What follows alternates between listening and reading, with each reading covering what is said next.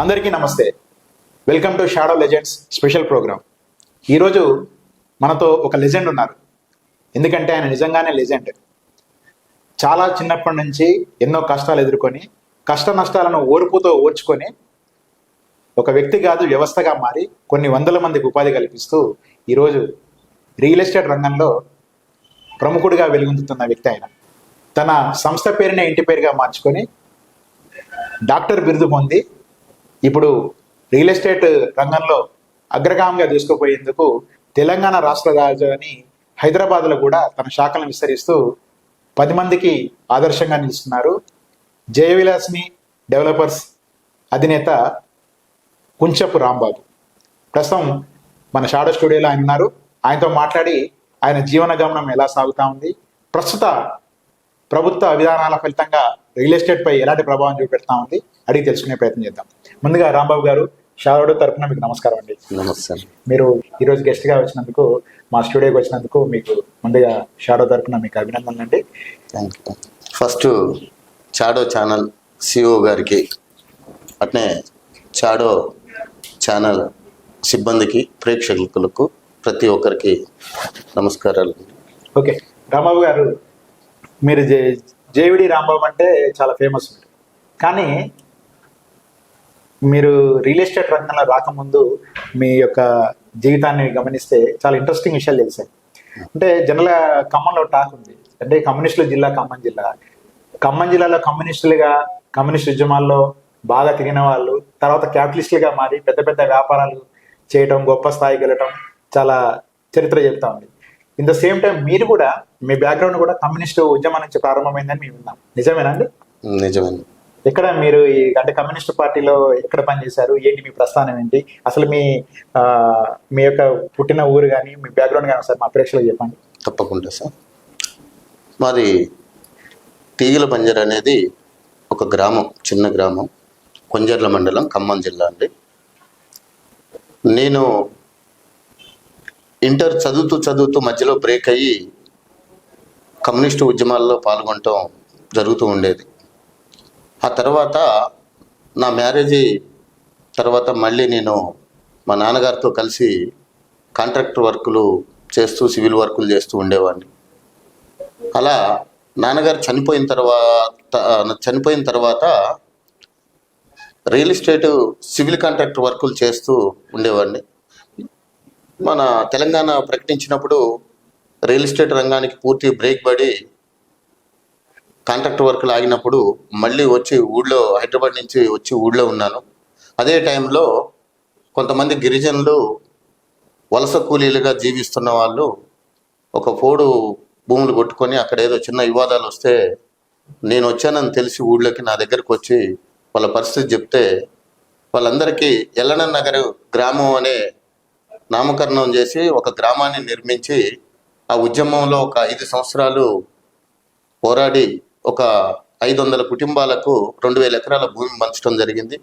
ఆ ఉద్యమంలో నేను నాగేశ్వరరావు గారి కలెక్టర్ టైంలో పీడీ యాక్ట్ కూడా జైల్లో ఉండటం జరిగింది. పీడీ యాక్ట్ నా మీద చేసి, పీడీ యాక్ట్ అంటే దాదాపు 6 నెలల నుంచి సంవత్సరం వరకు బెయిల్ కూడా రాదు. అట్లాంటి కేసు మీ మీద పెట్టారా? 1 ఇయర్ అండి. అది 6 నెలలు కూడా కాదు, 1 ఇయర్ ప్రాసెస్ అది. కానీ 6-7 మంత్లో మేము కేసు కొట్టేపించుకొని వచ్చాము. ఏంటి అసలు పీడీ యాక్ట్ ఎందుకు పెట్టారు మీ మీద? గవర్నమెంట్ కు ఏదో కలెక్టర్ గారికి కొంచెం వ్యతిరేకంగా ఉన్నాం, గవర్నమెంట్ ప్రాపర్టీని ధ్వంసం చేస్తున్నారు. అంటే పోడు భూములు నరికారా మీరు? పోడు భూములు ప్రజలు నరుక్కుంటుంటే వాళ్ళకి సహకారంగా నేను అండగా ఉండి ఉద్యమం చేశాం. ఓకే. ఎన్డీ పార్టీ ఆర్గనైజర్ గా. దానికి పోలీసులు, గవర్నమెంట్ అప్పుడు ఉన్న నాగేశ్వరరావు గారు, డిఎఫ్ఓ గారు వీళ్ళందరూ కావాలని, అటు ఒక్కల చట్టం ఉంది, ఆ చట్టం ప్రకారమే, ఆ రైట్స్ ప్రకారంగానే పోరాడుతున్నాం. అది ఎప్పుడో 2000 సంవత్సరంలో పోడు భూములు సాగు చేసుకున్న దాన్ని ఫారెస్టుల్లో దౌర్జన్యంగా గిరిజన భూములన్నీ వీళ్ళు ఆక్యుపేషన్ చేసుకుంటే ఆ ఊరిని కూడా తీసేశారు. ఎల్లన నగర్ అని ఎప్పుడూ ఉండేది, అది 95లో 90లోనే. ఆ ఊరిని కూడా తీసేసి అక్కడ ఊరు గ్రామం లేకుండా తీసేసి ఆ జనాల భూములన్నీ భయభ్రాంతులకు గురి చేసి ఆ భూములన్నీ మళ్ళీ ఫారెస్ట్ వాళ్ళు లాక్కొని ఇబ్బంది పెట్టే పరిస్థితిలో నేను వచ్చి మళ్ళీ అక్కడ గ్రామ నిర్మాణం చేసి, పునర్నిర్మాణం చేసి ఆ భూములన్నీ వాళ్ళకి పంచి అక్కడ ఒక స్కూలు, కరెంటు, ఓటక్కు, ఇలా ఆ గ్రామాన్ని మళ్ళీ గొబ్బుగుర్తి గ్రామ పంచాయతీలో ఇది ఒక వార్డ్ నెంబర్ గా చేసి ఉప సర్పంచ్ కూడా గెలిపించాము అక్కడ. ఓహో నైస్.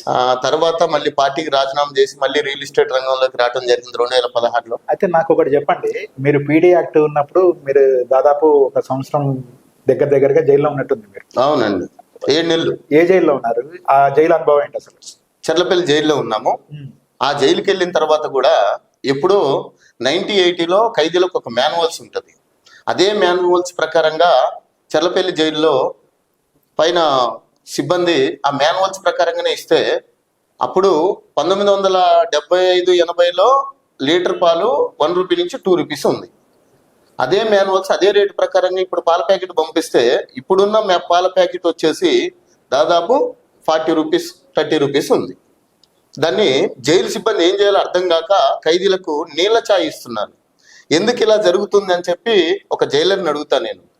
అడిగితే సార్ మాకు మాన్యువల్స్ మాకు పైనుంచి వచ్చేది ఇది, దాని ప్రకారంగానే మేము ఉన్న వాళ్ళకి పంచాలా పెట్టాలి, మాకు వచ్చేది ఇదే, అలా ఎలా వస్తుంది మరి మీరు మాట్లాడట్లేదా అంటే మేం కాదు కదా సార్, అది చట్టం, అది పట్టించుకోవట్లేదు ఎవరని అంటే. ఆ సందర్భంలో చాలా బాధ అనిపించింది నాకు. ఆ ఖైదీలు జైలు అనేది ఒక మనిషి మార్పు కోసం పెట్టుకున్నది. అలాంటిది దాన్ని చిత్రహింసలో కనీసం ఒక పశువులు కూడా తినని తిండి ఆ జైల్లో ఉంటే బాధ అనిపించి జైలు పోయిన తర్వాత కూడా మేము 4 రోజులు నిరాహార దీక్ష చేశాము జైల్లో. అంటే జైల్లో కూడా ఉద్యమాలు లేవని సార్? జైల్లో కూడా ఉద్యమాలు ఉన్నాయి. జైల్లో నిరాహార దీక్ష చేశాము. అదే టైంలో అసెంబ్లీలో చంద్రబాబు గారు మాట్లాడతారు. చంద్రబాబు గారు ప్రతిపక్ష నాయకులు అప్పుడు.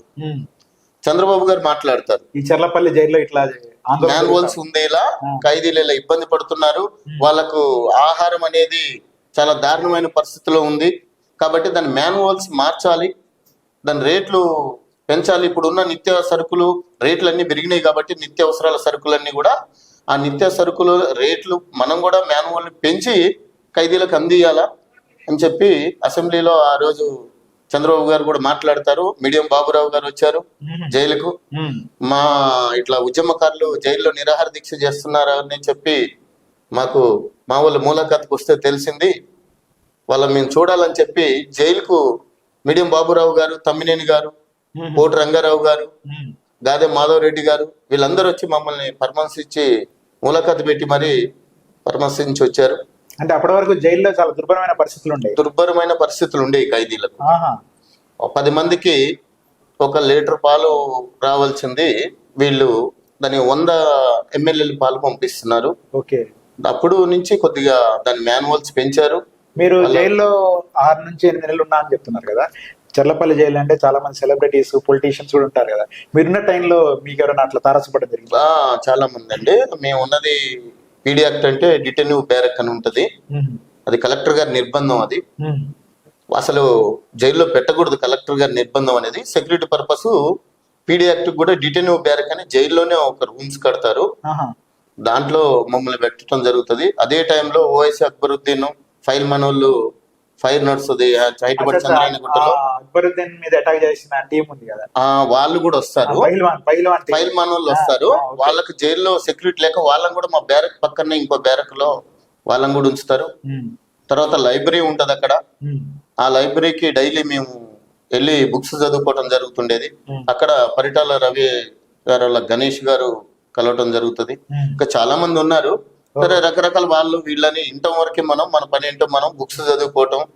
ఇంకా జైల్లో ఏమైనా ప్రాబ్లమ్స్ ఉన్నాయా, ఖైదీలు పడే ఇబ్బందులు ఏంటి, ఇక్కడ జైలు సిబ్బంది పడే ఇబ్బంది ఏంటి, ఇవన్నీ కూడా మీ యొక్క అభ్యుదయ భావజాలాన్ని జైల్లో కూడా చూపెట్టారు. ఎక్కడ ఉన్నా గానీ అక్కడ వాతావరణం ఏంటి, ఎలా ఉంది అనేది బాగా అబ్జర్వ్. ఇప్పుడు మీరు ఆ జైలు జీవితం నుంచి మళ్ళీ బయటకు వచ్చారు. బయటకు వచ్చాక మళ్ళీ బిజినెస్ మెన్ గా మారాలని ఎట్లా ఐడియా వచ్చింది మీకు? జైలు నుంచి వచ్చిన తర్వాత ఆ గ్రామం కోసం గ్రామ నిర్మాణం చేయాలనేది కంకణం కట్టుకున్నాము. గ్రామ నిర్మాణం అయిపోయింది.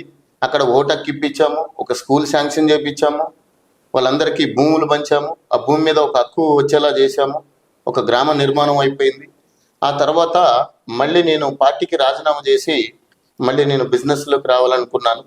బిజినెస్ లోకి రావటం కూడా ఒక కారణం ఉంది. చాలా గ్రామాలలో చాలా మంది రెక్కాడితే గానీ డొక్కాడని ఎంతో మంది నిరుపేదలు ఉన్నారు. ఏదో ఒకటి చేయాలనేది ఒక తపన ఉంటుంది నాకు. నా కళ్ళ ముందు ఎవరు ఇబ్బంది పడుతున్నా కానీ తట్టుకోలేను, చూడలేను. ఏదో ఒక సాయం చేయాలి మనకు అని చెప్పి చిన్నప్పటి నుంచో బాగా సేవ దృక్పథం ఉండేది.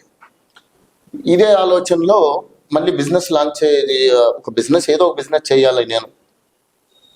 నా వంతు సహకారం సొసైటీకి, సమాజానికి, నా ఏరియాలో నేను పుట్టి పెరిగిన గడ్డ ఇది.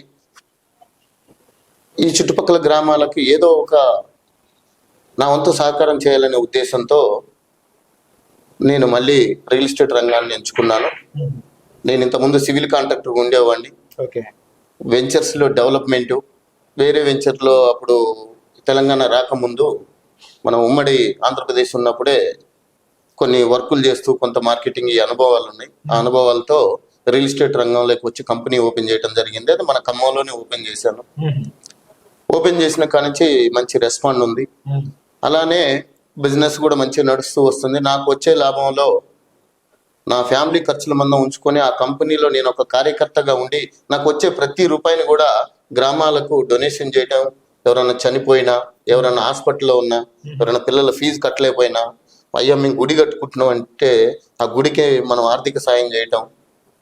ఇలా ఆ గ్రామాలలో వాటర్ ప్లాంటేషన్, మా గ్రామమే ఫర్ ఎగ్జాంపుల్, చాలా గ్రామాలు చేసాం, మా గ్రామం గురించి చెప్తున్నాం. మా గ్రామంలో డ్రింకింగ్ వాటర్ లేవు తాగటానికి. దాదాపు ఒక 5 కిలోమీటర్స్ ఒక వేరే విలేజ్కి వెళ్ళి బైకుల మీద వెళ్ళి తెచ్చుకుంటారు. ఆటోలు మినరల్ వాటర్ పోస్తుంటాయి. మినరల్ వాటర్ కూడా కొనలేని పరిస్థితిలో ఉన్న వాళ్ళు దాదాపు ఆ 5 కిలోమీటర్లు ఒక పక్క, ఇంకో 2 కిలోమీటర్లో ఒక పక్క బోర్లు ఉంటాయి, వేరే పక్క విలేజ్లో డ్రింకింగ్ వాటర్ బోర్లు. ఓకే. అక్కడికి వెళ్ళి వాటర్ తెచ్చుకునే వాళ్ళు ఊరు మొత్తం కూడా. అది నన్ను చాలా మనసు బాధ పెట్టింది. ఎమ్మటే గ్రామ పంచాయతీ, తీగలమంజర గ్రామ పంచాయతీలో ఒక బోర్ ఉంది, అది నిరుపయోగంగా ఉంది. ఒక ట్యాంక్ ఉంటుంది, అది నిరుపయోగంగా ఉంటుంది. దాన్ని చూసి బాధ అనిపించి ఎమ్మటే అక్కడ ఒక మినరల్ వాటర్ ప్లాంటేషన్ కట్టిస్తాను. ఓకే. ఇవాళ మా ఊరు కాదు, చుట్టుపక్కల గ్రామాలు మా ఊరికి వచ్చి వాటర్ తీసుకుపోతున్నాయి. ఇవాళ గ్రామ సర్పంచులు, పెద్ద మనుషులు అందరూ చాలా మీకు దండం పెడతాం సార్, మీరు మంచి నిర్ణయంతో చేశారు. ఒకప్పుడు మేము పక్క గ్రామాలకు వెళ్ళి వాటర్ తెచ్చుకునే వాళ్ళం, ఇవాళ పక్క గ్రామాలే మన గ్రామానికి వచ్చి వాటర్ తీసుకెళ్తున్నాయి. ఇది మీరు ఇచ్చిన పుణ్యమే అని చెప్పి చాలా మంది అంటుంటే చాలా హ్యాపీ ఫీల్ అయ్యారు. కనీస సౌకర్యాలు అనేవి, అలానే తాగునీరు, విద్య, వీటి మీద మీరు దృష్టి పెట్టడం అనేది అభినందనీయం. ఓకే, చెప్పండి. అలానే పల్లె దవాఖాన ఒకటి శాంక్షన్ అవుతుంది మా గ్రామానికి. ఆ హాస్పిటల్ కట్టడానికి స్థలం లేదు. దాదాపు శాంక్షన్ అయ్యి 2 years అవుతుంది. ఇక దాన్ని రద్దు చేసి మళ్ళీ క్యాన్సిల్ చేస్తాం, మీరు హాస్పిటల్ శాంక్షన్ అయినా మీరు నిర్మించుకోవట్లేదు కదా, ప్లేస్ లేదంటున్నారు కదా, ఇంకా హాస్పిటల్ మళ్ళీ రద్దు చేస్తున్నాం అని చెప్పి ఎంపీడీ ఆఫీస్ నుంచి సర్పంచ్ గారికి సంకేతాలు రాగానే సర్పంచ్ గారు, పెద్ద మనుషులందరూ కలిసి నా దృష్టికి తీసుకొస్తారు. అయ్యా మన గ్రామంలో పరిస్థితి ఇలా ఉంది. ఎమ్మటే ఆ పల్లె దవాఖానకు ఒక స్థలం కొని ఆ స్థలం ఇచ్చి పల్లె దవాఖాన ఎమ్మటే మళ్ళీ డిపిఓ గారితో మాట్లాడి ఏమంటే వర్క్ స్టార్ట్ చేపించి దవాఖానా నడుస్తుందండి. శంకుస్థాపన కూడా అయిపోయింది. స్థానిక ఎమ్మెల్యే గారు మన రామదాస్ నాయక్ గారు నేను ఇద్దరం కలిసిపోయి దాన్ని ఓపెన్ చేసి ఇవాళ మంచిగా నడుస్తుంది. గ్రామంలో నిరుపేదలందరూ కూడా అదే హాస్పిటల్కి వెళ్ళి చూయించుకుంటున్నారు. ఆ హాస్పిటల్లో కూడా ఒక అంబులెన్స్ ఇప్పిస్తాను. ఇప్పుడున్న పరిస్థితులలో అంబులెన్స్ ఫోన్ చేస్తే 1/2 hour కానీ 1 hour కానీ పడుతుంది. అది కూడా కొంచెం ఇబ్బందిగా ఉంది. దాన్ని బట్టి ఒక మినీ అంబులెన్స్ కూడా గ్రామానికి ఇవ్వాలని నిర్ణయం తీసుకొని అనౌన్స్మెంట్ కూడా చేయడం జరిగింది. ఆ గ్రామానికి, ఆ చుట్టుపక్కల గ్రామాలకైనా ఒక మినీ అంబులెన్స్ తీసుకొని మా గ్రామానికే, ఆ పల్లె దవాఖానకే ఒక అంబులెన్స్ ని కూడా ఆ విలేజ్ కి ఇవ్వాలని చెప్పి నిర్ణయించుకున్నాం. గ్రేట్. దాన్ని కూడా చేస్తున్నాం. అంటే జన్మభూమి రుణం తెచ్చుకుంటున్నారు. తప్పక. అక్కడ పుట్టి పెరిగి అక్కడ కష్టాలు చూసి పెరిగి ఈ స్థాయికి వచ్చిన తర్వాత, జనరల్ రియల్ ఎస్టేట్ అంటే అంత బిజినెస్ యాంగిలే ఉంటది. మనకేం వర్కౌట్ అవుతుంది అనే క్యాలిక్యులేషన్సే కనిపిస్తూ ఉంటాయి. మనకి ఎంత లాభాలు వస్తున్నాయనే మీద దృష్టి పెడతా ఉంటారు. అంటే మీరు బేసిక్ గా కమ్యూనిస్ట్ భావజాలం నుంచి వచ్చారు కాబట్టి మీకు ఈ సేవా గుణం అనబడిందని నేను అనుకుంటున్నాను. ఆ భావజాలం తోటి మీ ఊరికి, మీ ప్రాంతానికి మీరు చేస్తున్నారు, సేవ చేస్తున్నట్టు కనిపిస్తున్నారు. ఈ సరే, మీ సేవా కార్యక్రమాలు బాగున్నాయి. మీరు మీ జై విలాస్ని సంస్థ పెట్టి ఎన్ని సంవత్సరాలు అయింది? మీరు ఎన్ని వెంచర్స్ చేశారు ఇప్పుడు? దాదాపు జై విలాస్ని సంస్థ స్టార్ట్ చేసి ఇప్పటికి ఒక 10 years అండి. 10వ సంవత్సరం రన్నింగ్ లో ఉంది. మొన్ననే 9th యానివర్సరీ జరిగింది. 10వ వసంతంలో అడుగు పెట్టాము. నా సంస్థ స్టార్ట్ అయిన కాంచి మేము వేసిన వెంచర్ దాదాపు 23 వెంచర్స్ ఉంటాయి. 23 వెంచర్స్ ఉంటాయి. 2020లో హైదరాబాద్ లో కూడా ఒక బ్రాంచ్ లాంచ్ చేశాము. అక్కడ కూడా వెంచర్ వేసాము.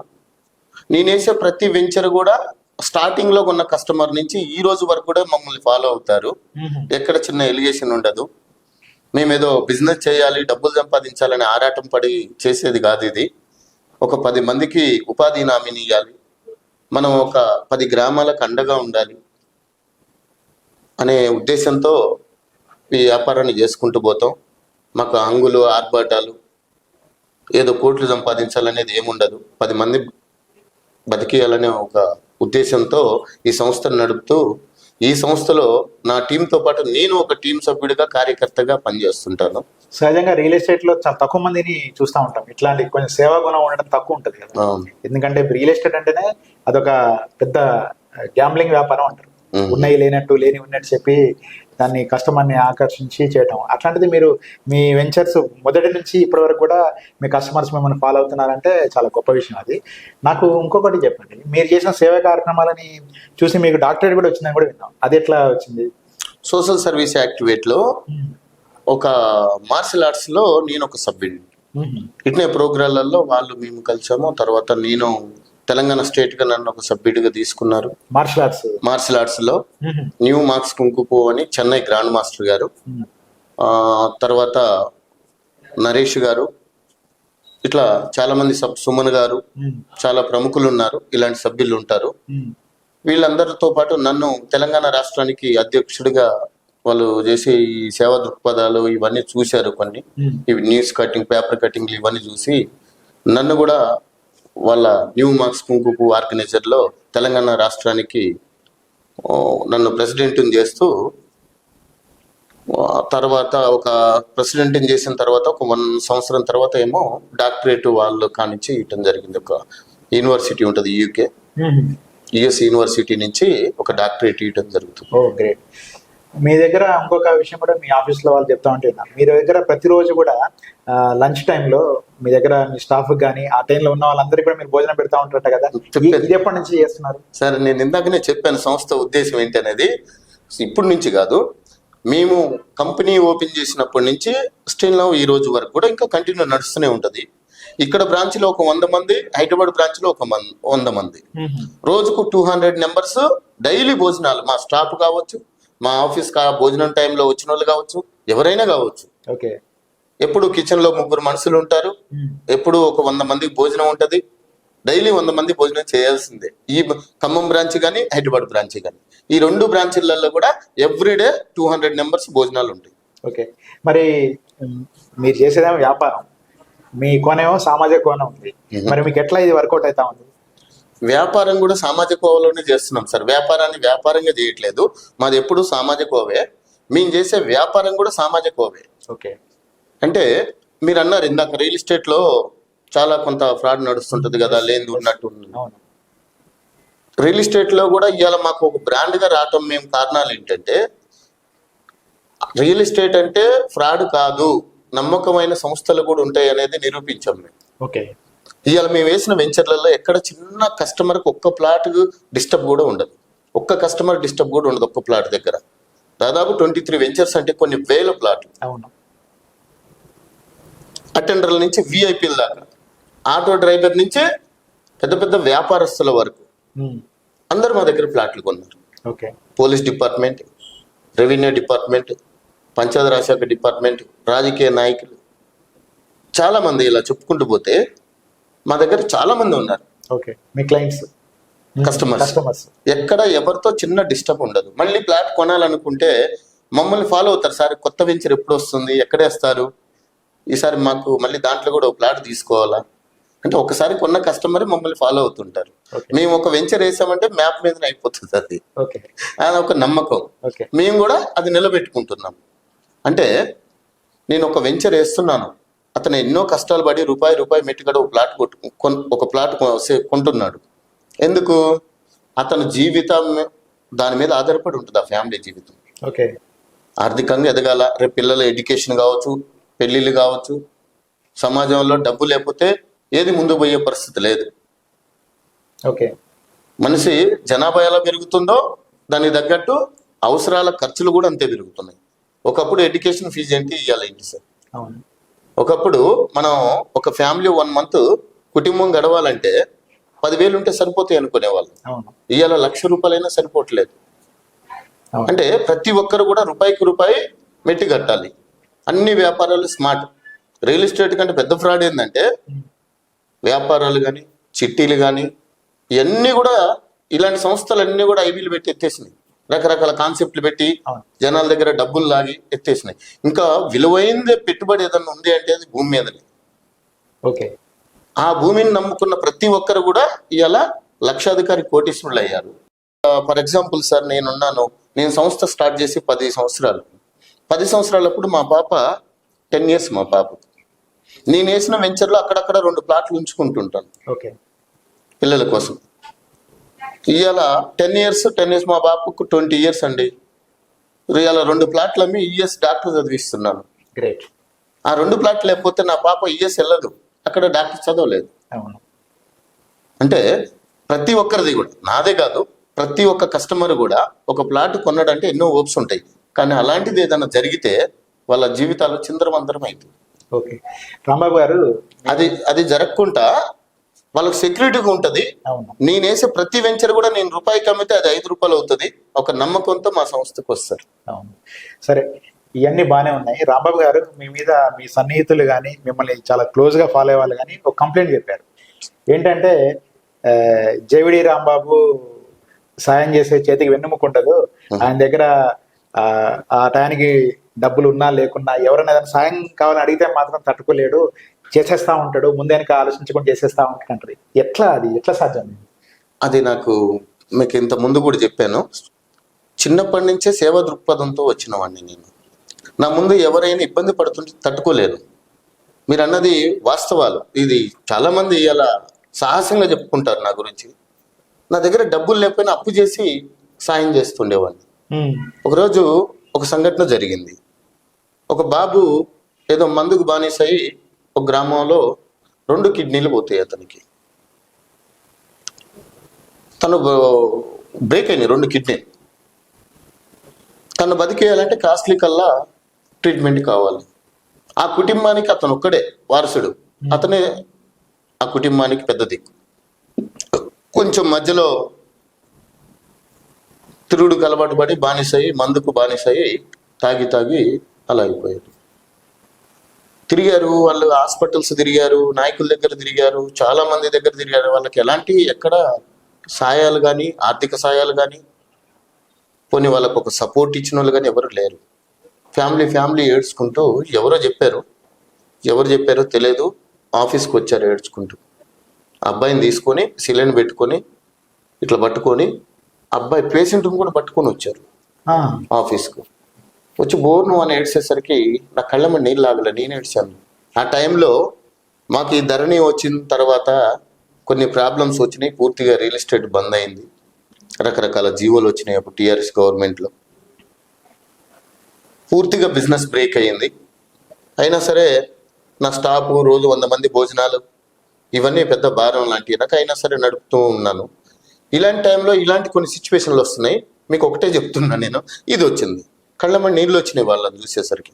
ఏంటమ్మా అంటే, సార్ మాకు ఇలా ఒక 2 లక్షలు కావాలి, అయితే ఈ ట్రీట్మెంట్ ఆపరేషన్ చేస్తే మళ్ళీ కిడ్నీలు రికవరీ మళ్ళీ స్టార్ట్ అవుతుంది అంటున్నారు.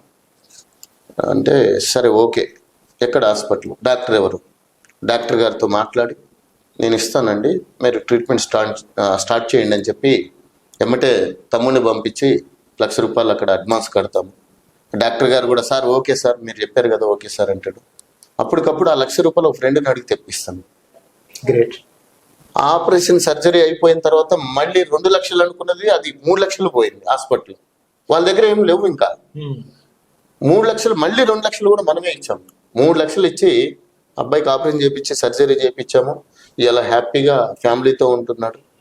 వాళ్ళు ఒకరోజు ఊరికి వెళ్ళాను నేను. అబ్బాయి వచ్చి సార్ ఒక్కసారి మా ఇంటికి రండి అన్నయ్య, మా ఇంటికి రండి అన్నయ్య అన్న, వాటర్ అన్నది ఆగిపోండి అన్నయ్య అంటే వాళ్ళ ఇంటికి వెళ్తే వాళ్ళ ఇంట్లో నా ఫోటో పెద్ద ఫోటో పెట్టుకున్నారు. అది చూసి చాలా హ్యాపీగా ఫీల్ అయ్యాను నేను. గ్రేట్ అండి. మీరు చెప్తా ఉంటే అంటే జనరల్ రియల్ ఎస్టేట్ అంటేనే మనం ఇందాక అనుకున్నట్టు అంతా బిజినెస్ మోడ్ లో ఉంటారు. ఇట్లాంటి సేవా గుణం ఉండే వాళ్ళు చాలా తక్కువ మంది ఉంటారు. ఇట్లాంటి మీరు చేసే కార్యక్రమాలు అనేటివి మీకు వెంచర్ లో వచ్చే లాభం కంటే కూడా ఎక్కువ తృప్తిని ఇస్తా ఉంటాయి. అవును. నిజంగా మానసికంగా పొందే తృప్తిని మనం కొలవలేము కదా. గ్రేట్ అనిపిస్తా ఉంది మీరు చెప్తా ఉంటే. అదే మీ గురించి చాలా మంది చెప్తా ఉంటే అది నిజమా కాదా, ఏంటి ఇట్లా కూడా జరుగుద్దా, ఈయన దగ్గర డబ్బులున్నా లేకున్నా బయట నుంచి తెచ్చి కూడా సాయం చేస్తా ఉంటారని చెప్తా ఉన్నారు బయట కనుక్కుంటే. అసలు నాకు అది అందుకే మిమ్మల్ని అడగాలనిపించాడు ఇక అంతే. గ్రేట్ అండి. ఇంకొకటి నాకు రాంబాబు గారు చెప్పండి, మీరు ఇటు సేవా కార్యక్రమం చేస్తున్నారు, ఇటు వ్యాపారం చేస్తున్నారు, ఇటు ఖమ్మంలో హైదరాబాద్లో మీ బ్రాంచ్లు నడుస్తూ ఉన్నాయి, ఇప్పుడు దాదాపు 20 పైగా వెంచర్లు చేశారు. అవును. అంటే భవిష్యత్తు ప్లాన్ ఎలా ఉండబోతుంది మీ దగ్గర, ఇంకా రాబోయే రోజుల ప్రాజెక్ట్స్ ఎలా ఉండబోతుంది? వచ్చే ప్రాజెక్టు కన్స్ట్రక్షన్స్ ఇప్పుడు వచ్చినాయి కూడా కన్స్ట్రక్షన్స్ కొన్ని ఉన్నాయి, కొన్ని ఓపెన్ ప్లాట్స్ చేసాము.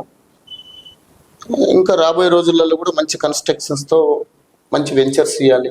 రియల్ ఎస్టేట్ అంటే ఒకటి చెప్తానండి నేను, అసలు మీకు రియల్ ఎస్టేట్ అనే దాని మీద, రియల్ ఎస్టేట్ అనేది ప్రపంచ అభివృద్ధికి ఒక దిక్సూచి, ప్రపంచ అభివృద్ధిలోనే ఒక దిక్సూచి లాంటిది రియల్ ఎస్టేట్. ఇప్పుడు ఒక ఊరు బయట ఒక 5 కిలోమీటర్లో ఒక ల్యాండ్ తీసుకున్నాం, 10 acres. దాన్ని మంచిగా సీసీ రోడ్లు, డ్రైనేజీ, అండర్ గ్రౌండ్ డ్రైనేజీ, కావాల్సిన అన్ని ఫెసిలిటీ ఇచ్చి దాంతోపాటు గృహాల నిర్మాణం, అంటే అది టౌన్ అభివృద్ధిలో ఒక భాగం. అలాంటి 100 టౌన్షిప్లు వచ్చినాయి అనుకోండి జిల్లా చుట్టూ, జిల్లా 5 కిలోమీటర్లు ఉన్నది 10 కిలోమీటర్లు పెరిగిపోతుంది. ఓకే, అది అభివృద్ధిలో ఒక భాగం. మంచి మోడల్ టౌన్షిప్లు, ప్రజలకు దగ్గ, అక్కడ నివసించే ప్రజలకు దగ్గ సెక్యూరిటీ, బోర్లు, వాటర్ కావచ్చు, డ్రైన్లు కావచ్చు, ఎలక్ట్రిసిటీ కావచ్చు, గృహాలు కావచ్చు, రోడ్స్ కావచ్చు, సీసీ రోడ్స్, ఇవన్నీ కూడా అభివృద్ధిలో ఒక భాగం. రియల్ ఎస్టేట్ అనేది చాలా మంచిది, ఇండస్ట్రీని చాలా మంచిది. ఎలా అక్కడ దాకా ఎందుకండి, మీకు ఇంకా సరే సెకండ్ స్టెప్కి వెళ్దాం మనం, అప్పుడు చెప్తా నేను. రాబోయే కాలంలో మన కంపెనీ నుంచి మంచి మంచి టౌన్షిప్లు ఇచ్చి ప్రతి ఒక్కరితో ఒక ప్రేమాభిమానాలు పొందాలనే ఆలోచనతో ఉన్నాము.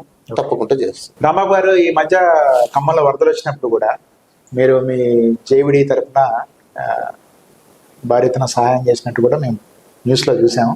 మీరు ముఖ్యమంత్రి రేవంత్ రెడ్డి గారు కలిసినట్టుంది, ఏంటి అసలు ఏం జరిగింది?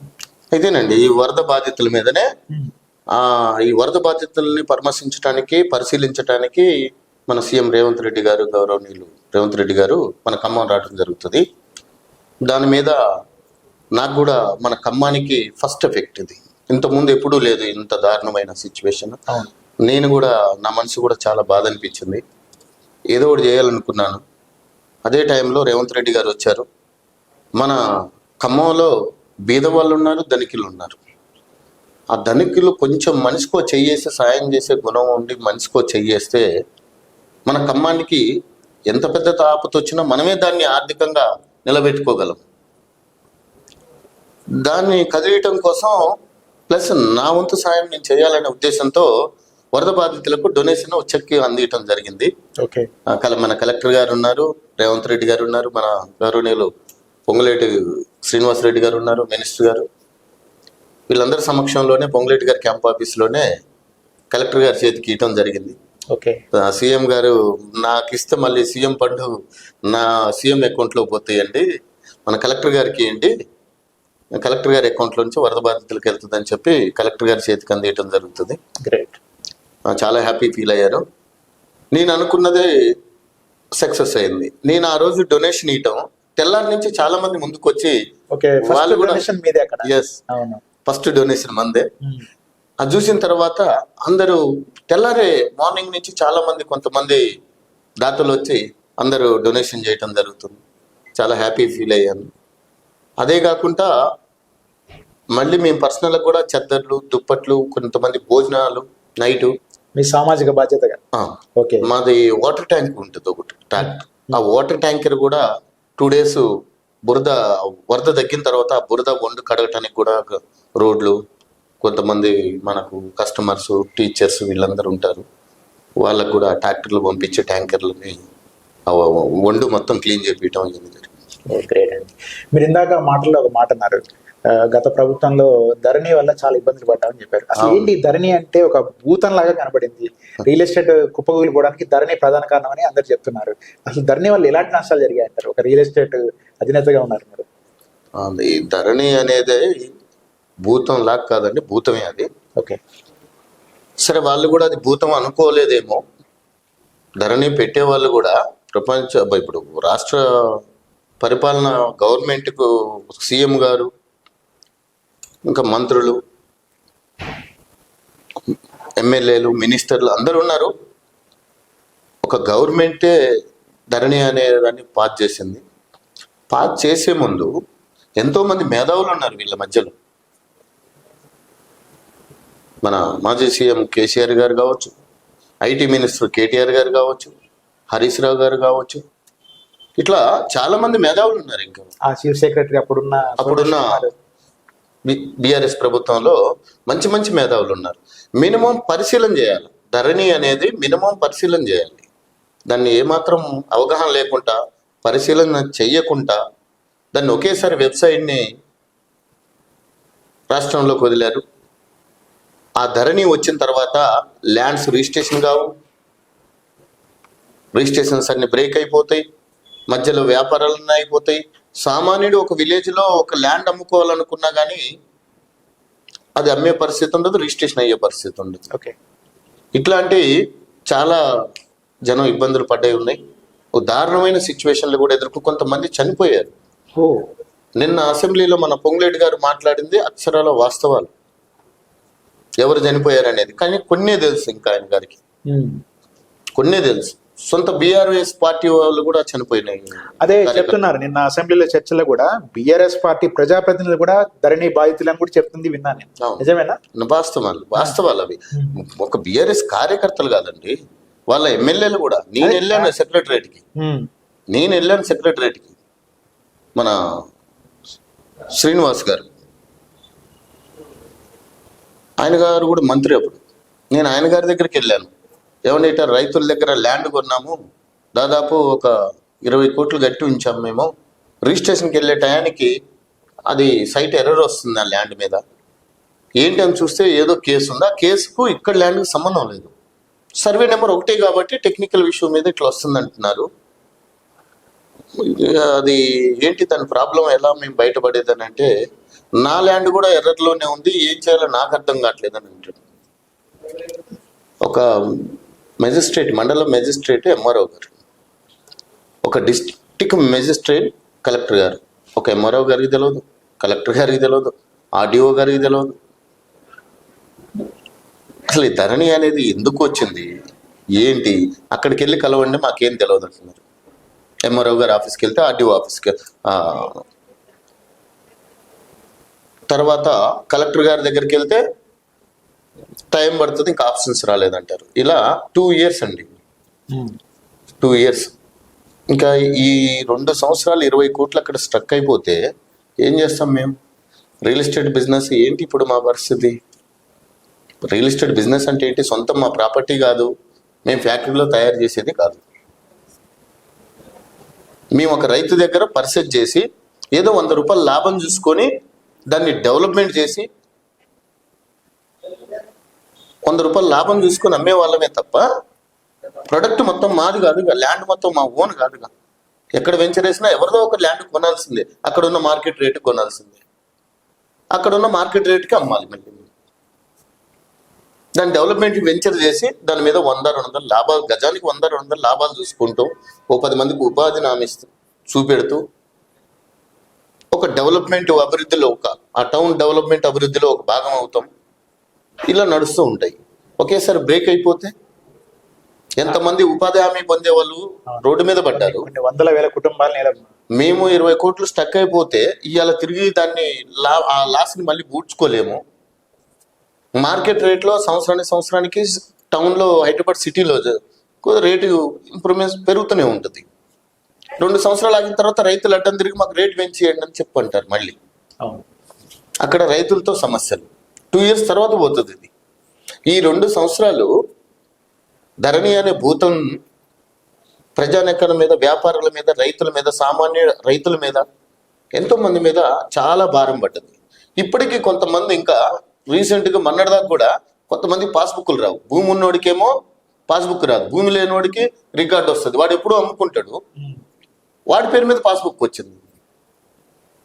కొన్నోడి దగ్గర పాస్బుక్ లేదు. అప్పుడు సబ్ రిజిస్టర్ ఆఫీస్లో రిజిస్ట్రేషన్ జరిగేటి కదా, వీళ్ళ దగ్గర డాక్యుమెంట్ ఉంటుంది, పాస్బుక్ అమ్మినోడికే వస్తుంది. మరి ఇవన్నీ ప్రభుత్వం తెలియదంటారా? ఈ సమస్యలన్నీ మీరు ప్రభుత్వం దృష్టికి తీసుకొచ్చే ప్రయత్నం చేయలేదా? చేసామండి. శ్రీనివాస్ యాదవ్ గారు, ఆయన మినిస్టర్ గారు, తెలుసా? తలసాని శ్రీనివాస్ యాదవ్ గారు, తర్వాత బండా ప్రకాష్ గారు అసెంబ్లీ డిప్యూటీ చైర్మన్. అవును, వీళ్ళందరితో కలిశాను నేను. అప్పుడప్పుడు కలుస్తూనే ఉంటాం జనరల్ గా, కానీ ధరణి వచ్చిన తర్వాత ప్రత్యేకంగా ధరణి సమస్యల మీద కలిసాము. ఒకరోజు కేటీఆర్ గారిని, హరీష్ రావు గారిని కూడా కలిసాము. వాళ్ళు చాలా బిజీగా ఉన్నారు, ఈ ధరణి దాని మీద వినే పరిస్థితి లేదు. ఏం బిజీ ఏంటి అంటే, ఈ ధరణి అనే భూతం వాళ్ళ చుట్టూ తిరుగుతూనే ఉంది. దాంట్లో నుంచి ఎలా బయటపడాలో అర్థం కావట్లేదు. ఏదో మొక్క నాటాము, అది ఏ స్మెల్ వచ్చినా భరించాల్సిందే, మేము నాటిన మొక్క పీకొద్దన్నట్టుగా వాళ్ళ తంతు నడిచింది. లాస్ట్ కు ఆ స్మెల్ కు వాళ్ళే పోయారు. జరిగింది. ఆ ధరణి అనేది టిఆర్ఎస్ పార్టీ ఓటమిలో రాజకీయంగా ఆలోచించారు. మేము ధరణిని ఓపెన్ చేసాం, పడిపోవడంలో ప్రధాన పాత్ర ధరణి పోషించారు. ధరణి ఆ వ్యతిరేకత, అవును, బాగా ధరణి చాలా పెద్ద భాగం అది. వాళ్ళకి అర్థం కాలేదు, ఏదో మంచిగా చేస్తున్నాం కదా అనుకున్నారు, కానీ దాంట్లో జరిగే తప్పుడు ఇవన్నీ వాళ్ళు చాలా లేటుగా తెలుసుకున్నారు. భవిష్యత్ తర్వాత అర్థమై ఉంటుంది 2 years తర్వాత, కానీ అప్పటికే గవర్నమెంట్ జరగాల్సిన నష్టం జరిగిపోయింది. మరి ఇప్పుడు కాంగ్రెస్ గవర్నమెంట్ తాజాగా అసెంబ్లీలో భూమాత పేరిట ఆ ధరణిని రద్దు చేసి కొత్త పథకాన్ని ప్రవేశపెడతాం. మరి భూమాత వల్లన్నా మీ రియల్ ఎస్టేట్ వ్యాపారం ఊపందుకునే అవకాశం ఉందా? ఇప్పటిదాకా ఎదుర్కొన్న సమస్యలన్నింటినీ ఓవర్కమ్ చేసి రియల్ ఎస్టేట్ గాడిన పడే అవకాశం ఉందా ఏమన్నా? తప్పకుండా ఉంటుందని ఆశిస్తున్నామండి. భూభారతి వచ్చిన తర్వాత అయితే ఎందుకు ఆ నమ్మకం, ఆశ ఉందంటే, ఇప్పుడు ఉన్న రాష్ట్ర సీఎం గారు రియల్ ఎస్టేట్ రంగంలో నుంచి ఎదిగిన వాళ్ళే. ఆయన పెద్ద రియల్ ఎస్టేట్ వ్యాపారి, ఒడిదుడుకులు అన్నీ తెలుసు రియల్ ఎస్టేట్లు. కాబట్టి ఈ భూభారతిలో సామాన్య ప్రజలకు కానీ, సామాన్య రైతులకు కానీ, 1 ఎకరం 2 ఎకరాలు ఉన్న రైతులకు కానీ, మాలాంటి భూమి మీద వ్యాపారం చేసే వాళ్ళకి కానీ అందరికీ మంచి జరుగుతుంది, అన్ని ఆప్షన్స్ వస్తాయనే ఒక నమ్మకంతో ఉన్నాము. ఇంకా భూభారతి అనేది నిన్ననే అసెంబ్లీలో బిల్లు పాస్ అయింది. దాన్ని ఓపెన్ చేసి చూస్తే కానీ మనం దాని మీద కూడా క్లారిటీ ఉండగలదు. ఒకవేళ వీళ్ళు కూడా అలాంటి తప్పుడు నిర్ణయాలు తీసుకొని, ధరణి అనేదే ఒక పెద్ద గవర్నమెంట్, అప్పుడున్న గవర్నమెంట్కే పెద్ద ఎఫెక్ట్ పడ్డది. దాన్ని సరి చేయని పరిస్థితిలో భూభారతి ఉంటే వీళ్ళు కూడా ఎదుర్కోవాల్సిందే, తప్పకుండా వీళ్ళు కూడా అనుభవించాల్సిందే. ఒకవేళ సామాన్యుల కానించి, చిన్న రైతుల కానించి, భూమి మీద వ్యాపారం చేసే వాళ్ళ కాడికి వరకు అందరికీ అక్కడ మంచిగా జరిగింది, ఎవరికి ఇబ్బంది లేకుండా. రైతు బంధు కావచ్చు, రైతు భూమి చూసుకోవటానికి కానీ, చిన్న చిన్న గ్రామాల్లో చిన్న గెట్ల కన్నా గొడవలు వస్తుంటాయి. టౌన్లలోనేమో భూమికి వాల్యూ పెరిగింది కాబట్టి ఒకే భూమి మీద 4 డాక్యుమెంట్లు సృష్టించే వాళ్ళు ఉంటారు కొంతమంది. అది రియల్ ఎస్టేట్ మీద పడుతుంటుంది ఆ ప్రభావం కూడా. అలాంటివి జరగకుండా కరెక్ట్గా అసలు ఎక్కడ ఇవన్నీ సృష్టించడానికి మళ్ళీ అధికారులే దానికి కారణం. ఈ నామ్స్తో పాటు, భూభారతితో పాటు రెవెన్యూ రంగంలో కానీ, ల్యాండ్కి సంబంధించిన సర్వేర్లు కానీ, వీళ్ళందరి మీద కూడా గవర్నమెంట్ కొంచెం దృష్టి పెట్టి పక్కా నడిపిస్తే అన్ని సవ్యంగా జరుగుతుంది, అందరికి మంచి జరుగుతుంది అనే ఒక ఆలోచనలో ఉన్నాం. గతంలో గ్రామ పంచాయతీ రిజిస్ట్రేషన్లు, గ్రామ పంచాయతీ లేఅవుట్ల రిజిస్ట్రేషన్లన్నీ నాన్ లేఅవుట్ల కింద పెట్టి రిజిస్ట్రేషన్ ఆఫ్ చేసింది. కొన్ని లక్షల ప్లాట్లు రిజిస్ట్రేషన్ ఆగిపోయింది. అప్పుడు ఎప్పుడో కొనుక్కున్నారండి, కూతురు మ్యారేజ్కి ఏదో మ్యారేజ్కి వచ్చినప్పుడు మళ్ళీ ప్లాట్ అమ్మితే మనకు మ్యారేజ్ చేసుకోవచ్చు అనే ఉద్దేశంతో కొన్నారు. ఇప్పుడు 2016, 15, 18, 2000 సంవత్సరం నుంచి కూడా జరిగినాయి గ్రామ పంచాయతీ రిజిస్ట్రేషన్. ఇప్పుడు 2000 సంవత్సరం 2002లోనో గ్రామ పంచాయతీ లేఅవుట్లో ఒక ప్లాట్ కొన్నారు ఒక కస్టమర్. ఇప్పుడు వాళ్ళ కూతురు మ్యారేజ్కి వచ్చింది. లేదు వాళ్ళ కూతురు ఎడ్యుకేషన్ ఫీజులు కావచ్చు. ఆ ప్లాట్ అమ్ముదామంటే ఆ ప్లాట్ రిజిస్ట్రేషన్ కావట్లేదు. ఎప్పుడండి? 2000 సంవత్సరం ఎప్పుడు, 2005 ఎప్పుడు, 2010 ఎప్పుడు? రీసెంట్గా వీళ్ళు రిలీజ్ చేసింది 2022. మరి 2005లో, 2010లో, 2015లో వేసిన వెంచర్లకు ఏమైంది? అవి కూడా నాన్ లేఅవుట్ల కింద పెట్టి రిజిస్ట్రేషన్ ఆఫ్ చేయటం, వేసిన రోడ్లని జేసీబీలతో తవ్వేయటం, ఈ ఎఫెక్ట్ రియల్ ఎస్టేట్ రంగం మీద బాగా పడ్డది. అది గవర్నమెంట్ మీద కూడా పడ్డది. ఇప్పుడు అలాంటి వచ్చిన గవర్నమెంట్లో అలాంటివి జరగవు అనే ఒక ఆశ ఉంది. ప్లస్ గ్రామ పంచాయతీ లేఅవుట్లు కావచ్చు, ఇప్పుడు జరగబోయే లేఅవుట్లు కావచ్చు, డిటిసిపి కానీ, రేరా కానీ, ఇవన్నీ కూడా, రేరా అనేది కూడా పెద్ద ప్రాసెస్గా ఉంది. సెక్షన్ 1, 2, 3, 4 అని సెక్షన్స్ పెట్టారు కొన్ని. ఏ సెక్షన్లో ఫైల్ అవుతుందో తెలియదు, ఎందుకు అవుతుందో తెలియదు. మేము పోయి అక్కడ ఎవరిని కలవాలో కూడా తెలియదు ఆ సెక్షన్లో. రేరా అనేది కూడా ఎక్కడో రాజధానిలో పెట్టి మీరు వచ్చి ఇక్కడ కలవండి అంటే, రేరా అనేది ప్రతి సామాన్యుడికి అవసరమేనండి. ఇప్పుడు వీళ్ళు పెట్టిన నామ్స్ ప్రకారంగా, వీళ్ళు పెట్టిన జీవోల ప్రకారంగా ఒక టౌన్లో ఒక సామాన్యుడు ఒక ఇల్లు కట్టుకుంటుండో అంటే దానికి నాలా, రేరా ఇవన్నీ అవసరమే. మున్సిపాలిటీ పర్మిషన్ కావాలంటే దాన్ని లింక్ పెట్టారు రేరా. అన్ని లింకులు అవసరం లేదు. రేరా అనేది కన్స్ట్రక్షన్స్కు, ఓపెన్ ప్లాట్లకు కూడా పెట్టారు. ఓకే సార్, గవర్నమెంట్ ఫండ్ కావచ్చు, గవర్నమెంట్ అభివృద్ధి, రాష్ట్ర అభివృద్ధి కావచ్చు, దానిలో భాగం అనుకుందాము. పెట్టేది ఆ నామ్స్ ప్రతి ఒక్కరికి అందుబాటులో ఉండాలి. ఆ జీవో, దాని మీద అవగాహన, ఆ ఆఫీసరు, ఆ అధికారిని కలిసే ప్రతి సామాన్యుడు అధికారిని కలిసి రేరా పర్మిషన్ తీసుకునే విధంగా ఉండాలి. ఇక్కడ ఆన్లైన్ అప్లికేషన్ అంటాం మనం. అక్కడ ఏదో చిన్న మిస్టేక్ జరుగుతుంది. ఏంటి? గతంలో నా పేరు పుంచపు రాంబాబు అండి, ఇప్పుడు జేవిడి రామ్ అంటారు. ఒకవేళ జేవిడి రామ్ నాగేంద్ర పేరు నాగయ్య అని పడ్డది అనుకోండి, అక్కడ ఫైల్ అవుతుంది. ఆధార్ కార్డులో నాగేంద్ర అని ఉంది, ఫైల్లో నాగయ్య అని రాశారు. రాసింది ఎవరు? అధికారులే. అక్కడ ఫైల్ అయిపోతుంది. ఈయన ఎక్కడ పోయి కలవాలా? ఇక్కడ ఏదో మీ సేవలో ఆన్లైన్ పెట్టుకున్నాడండి. ఈయన హైదరాబాద్ పోవాలా రేరా కోసం? పోయి ఏ ఆఫీసర్ని కలవాలా? ఏం తెలుస్తుంది అక్కడ? ఈయనకి ఎన్ని రోజులు పడుతుందో తిరిగి క్లియర్ చేసుకోవాలని సమస్య. ఇట్లాంటివి కాకుండా రేరా అనేది కూడా ప్రతి ఒక్క జిల్లాలో ఒక ఆఫీస్ పెట్టాలి, ఒక అధికారి ఉండాలి. అది సామాన్యుడికి అందుబాటులో ఉండాలి అధికారులు. అప్పుడు కానీ రేరా నామ్స్ ప్రకారంగా ప్రతి సామాన్యుడు కూడా ఫాలో అవుతారు. అందుబాటులో లేని నామ్స్ పెట్టి జీవోలు రిలీజ్ చేసి మీరు అది తెచ్చుకోండి అంటే ఏం చేస్తారు? సరే, ఫైనల్గా ఒకటి చెప్పండి. గత బీఆర్ఎస్ ప్రభుత్వంలో ధరణి వల్ల రియల్ ఎస్టేట్ రంగం సంక్షోభంలో ఉందని చెప్తున్నారు. కాంగ్రెస్ పార్టీ అధికారంలోకి వచ్చి కూడా సంవత్సరం గడుస్తూ ఉంది. మనం చూస్తున్నది కానీ నిన్న సాక్షాత్తు ఎమ్మెల్యే మల్లారెడ్డి శాసనసభలో చెప్పింది కానీ చూస్తామంటే గత 20 ఏళ్లలో ఎన్నడూ లేనంత సంక్షోభంలో రియల్ ఎస్టేట్ ఉంది. లాస్ట్ 1 yearలో రియల్ ఎస్టేట్ కంప్లీట్ స్లో అయిపోయిందని అందరు చెప్తున్నారు. ఇది నిజమేనా? నిజమే అయితే దీన్ని ఓవర్కమ్ చేయడానికి ఏం చేస్తే బాగుంటుంది? ఇప్పుడు కాదండి, దాదాపు 3 years ధరణి వచ్చిన కానించి రియల్ ఎస్టేట్ చెక్ పడుతూనే ఉంది. ధరణి అనే భూతమే కాకుండా ఏమంటే టీఎస్బీ పాస్ తీసుకొచ్చారండి. టీఎస్బీ పాస్లో ఘోరమైన నామ్స్ ఉన్నాయి.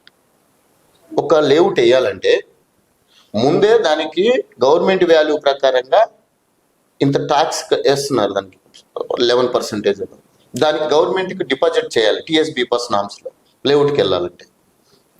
వేసిన తర్వాతనే లేఅవుట్ అప్రూవల్ ప్రాసెస్ స్టార్ట్ అవుతుంది. దాని తర్వాత రేరా అప్రూవల్ అప్పుడు 6 months పట్టింది. లేఅవుట్ ప్రాసెస్ 1 year పట్టింది. ఇవన్నీ తీసుకొచ్చి 1 year 1.5 year తర్వాత ఇవన్నీ తీసుకొచ్చి డెవలప్మెంట్ చేయడానికి ఒక 6 months డెవలప్మెంట్ చేసి మళ్ళీ మార్టిగేజ్ రిలీజ్ చేసుకోవటానికి వెళ్తే మార్టిగేజ్ ఆప్షన్ ఉండదు. ఈరోజు దాదాపు మన ఖమ్మంలో 60 ఫైళ్ళు ఇప్పుడు కలెక్టర్ గారి టేబుల్ మీద ఉన్నాయి. రీసెంట్గా నిన్న మొన్న కలెక్టర్ గారు కొన్ని ఫైళ్ళ మీద సంతకాలు పెట్టారు. ఓకే, ఇంతకుముందు నామ్స్ సరిగా లేక టీఎస్బీ పాస్ వెబ్సైట్లో ఆ నామ్స్ అనేది లేక బ్రేక్ అయ్యి, ఆ తర్వాత మొన్న ఏదో మాన్యువల్ ఏదో చేస్తున్నారు కలెక్టర్ గారు. ఇప్పుడు ఆ ధరణిలో నామ్స్ రాదు, మాన్యువల్ అన్న చేయండి అని చెప్పి రియల్టర్లు అందరం తిరిగి ఇబ్బంది పడుతున్నామండి. మేము ఒక వెంచర్ వేసి ఇన్ని చేస్తే మాకు మిగిలేదు మార్టిగేజ్లో సగం ప్లాట్లే. మా లాభాలు వచ్చేటివి కానీ మేము తెచ్చిన ఇంట్రెస్ట్లు కట్టుకోవాలన్నా అవి కూడా నామ్స్ లేక మీరు ఇట్లా సంవత్సరాల కొద్దిగా అయితే ఇంకెలా ఉంటాం మేము అంటే నిన్న మన ఏదో మాన్యువల్స్ ఏదో చేస్తున్నారు. ఆ మార్టిగేజ్ రిలీజ్ అయితే కానీ హౌస్ అప్రూవల్ పర్మిషన్ రాదు కన్స్ట్రక్షన్స్కు. ఒక లేఅవుట్ వేసాం, దాంట్లో కొన్ని హౌజులు కట్టాలి మేము ఇప్పుడు మాకు జాబీలు వెంచర్ అని వేసాం రీసెంట్గా, వేసి 2 years అవుతుంది. మేము లేఅవుట్ తెచ్చి కూడా 2 years అవుతుంది. 2 years నుంచి మార్టిగేజ్ రిలీజ్ కోసం ఆగింది. మార్టిగేజ్ రిలీజ్ వస్తేనే హౌస్ అప్రూవల్ పర్మిషన్ ఉంటుంది మాకు, అంతా ఆన్లైన్. ఆ మార్టిగేజ్ రిలీజ్ చేయరు వీళ్ళు, ఇక్కడ హౌస్ అప్రూవల్ రాదు. ఇట్లా 1.5 year నుంచి బ్రేక్ అయ్యాం. మేము హౌస్లకు బోర్లు వేసాము, శంకుస్థాపనలు చేసాము. అంటే ఎంత భారీ నష్టాల్లో ఉంటాం. దాని మీద ఒక 10 కోట్లు స్టక్ అయిపోతే 2 సంవత్సరాలు అంటే ఇంట్రెస్ట్గా ఎంత నష్టపోతాం. వ్యాపారం చేసి వాళ్ళు ఎవరు సొంత డబ్బులు పెట్టుకోరండి. కొంత డబ్బులు సొంత డబ్బులు ఉంటే కొంత బయట అప్పు తీసుకొచ్చి ఏదో బిజినెస్ డెవలప్మెంట్లో ఆ ఫ్లోలో వెళ్ళిపోతుంటాం. అక్కడ స్ట్రక్ అయిపోతే ఇక్కడ ఈ 2 years 3 years రూపాయికి రూపాయి అవుతుంది ఇంట్రెస్ట్లు. అట్లా వ్యాపార రంగం చాలా కుదేలమైంది. ప్రస్తుతం ఉన్న రాష్ట్రంలో, మన తెలంగాణ రాష్ట్రంలో రియల్ ఎస్టేట్ అనేది పూర్తిగా బ్రేక్ అయి ఉంది.